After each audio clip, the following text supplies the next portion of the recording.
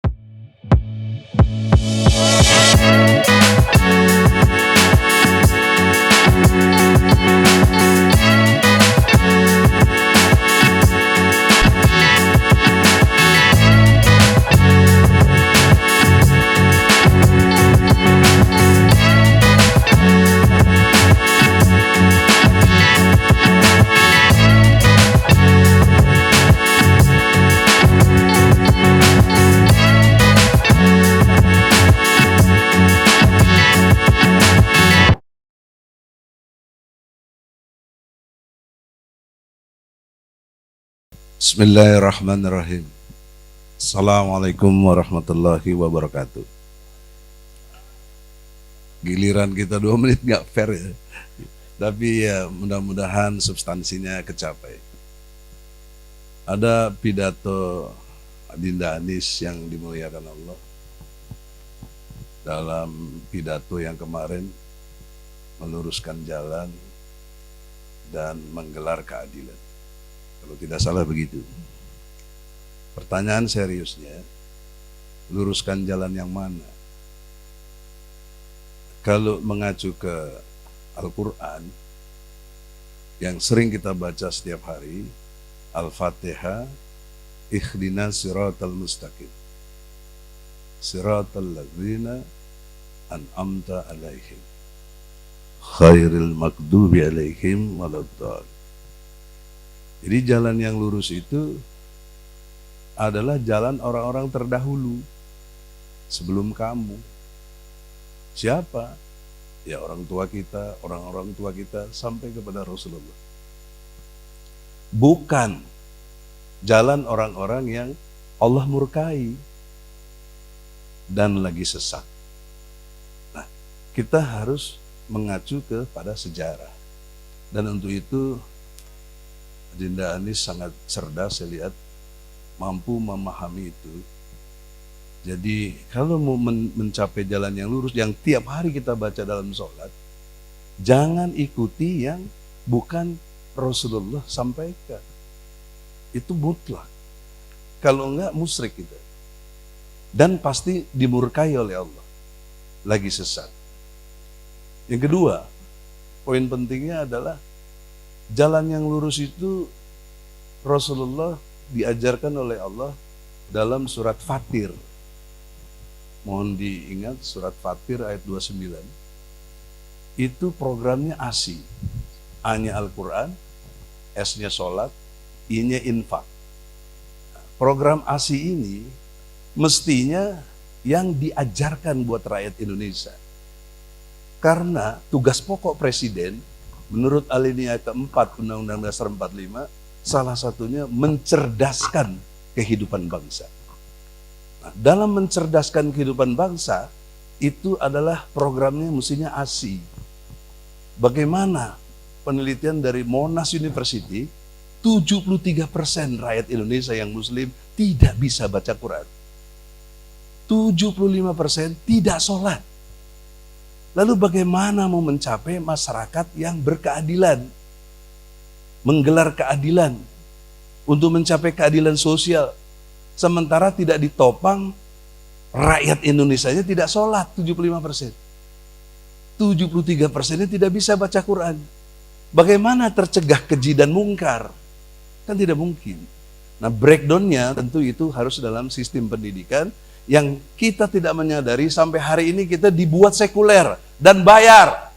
SD, SMP, SMA, universitas di bawah Kementerian Pendidikan Nasional, Ibtidaiyah, Sanawiyah, Aliyah, IAIN, UIN sekarang di bawah Menteri Agama, jurusan akhirat. Ini kan terpisah.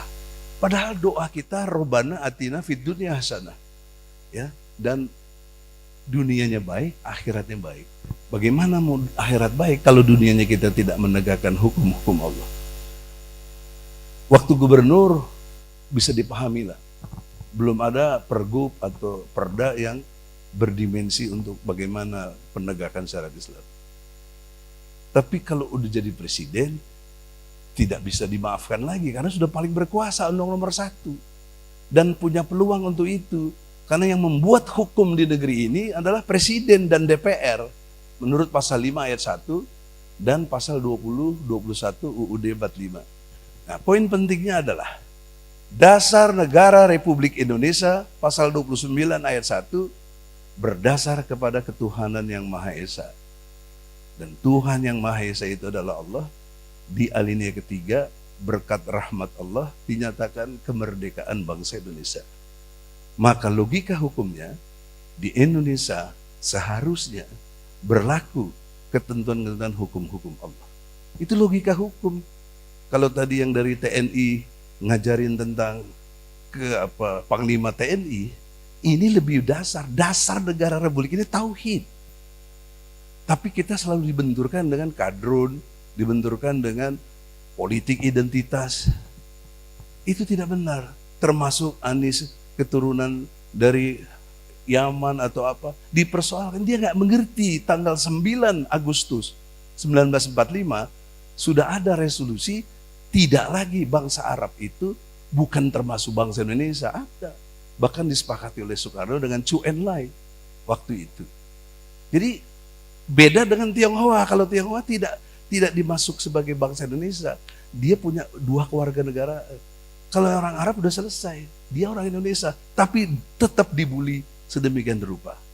Maka untuk itulah, dalam perspektif hukum, kalau mau jalan yang lurus, pakailah konsep ASI, terangkan sebaik-baiknya pencerahan kepada rakyat. Ya, tidak, ini ada pendeta, ada yang lain non-muslim. Anda jangan salah sangka, dengan sistem Islam justru Anda dapat kedamaian. Islam itu rahmatan lil alamin. Tidak ada konsep terorisme dan lain sebagainya. Saya sering berdebat tentang itu dan pernah dipenjara untuk hal-hal yang begini. Jadi saya terangkan dengan baik. Tunjukkan pada saya satu saja ajaran Islam yang menciptakan dia menjadi teroris.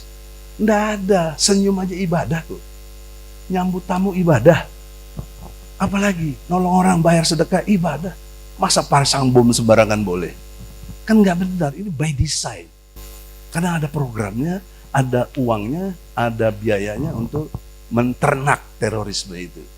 Nah, tiba saatnya kita berharap dengan Adinda Anies berkenan nanti ditakdirkan ya, oleh Allah, qulillahumma malikal mulki tu'til mulka man tasya. Ya, Allah yang berikan kekuasaan itu dan Allah juga cabut kekuasaan dari siapa yang Allah kehendaki. Nah, kita berharap Allah menakdirkan Anies Baswedan, Presiden Republik Indonesia. Amin. Assalamualaikum warahmatullahi wabarakatuh. Waalaikumsalam warahmatullahi wabarakatuh.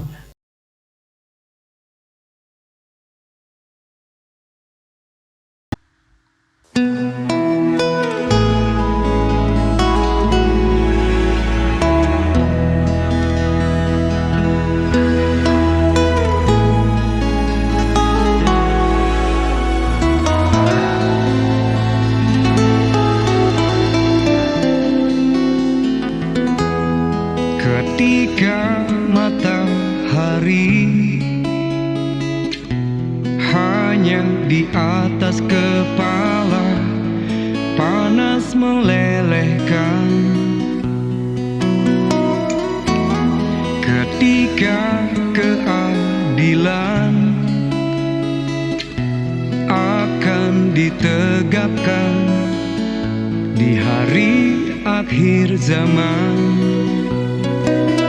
Padang yang luas, tak ada naungan, tapi engkau pemimpin adil.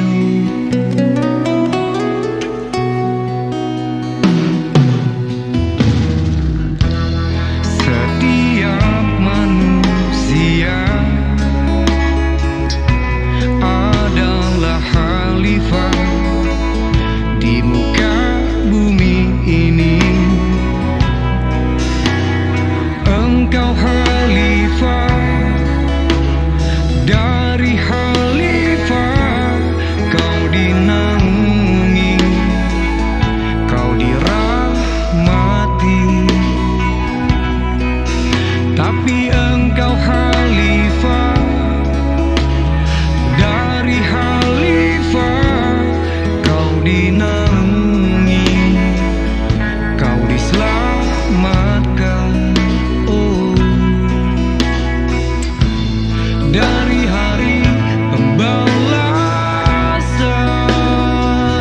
engkau bisa bawa mata air kebaikan bagi manusia.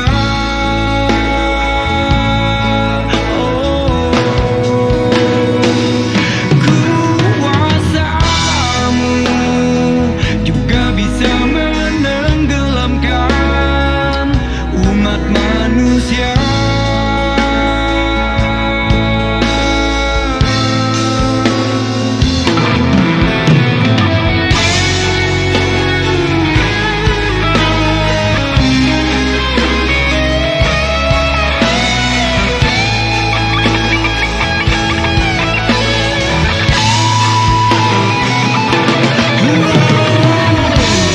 Tak ada bahteramu, tak ada penyelamat, maka adillah kau pemimpin.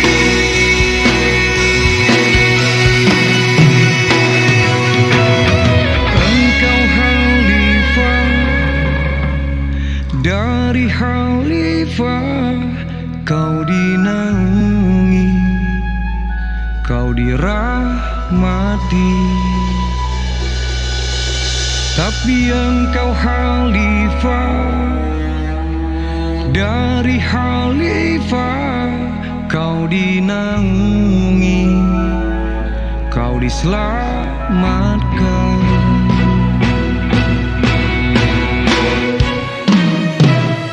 Engkau bisa bawa mata air kebaikan bagi manusia.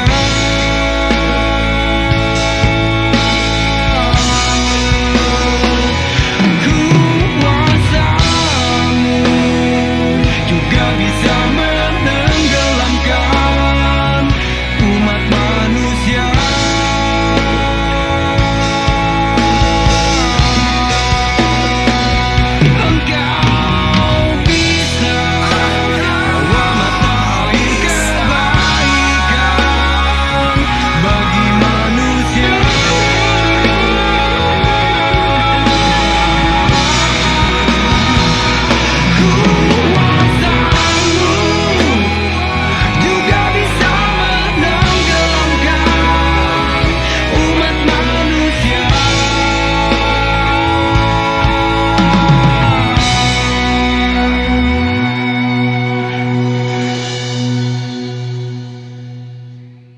Tapi engkau khalifah, dari khalifah kau dinaungi, kau diselamatkan.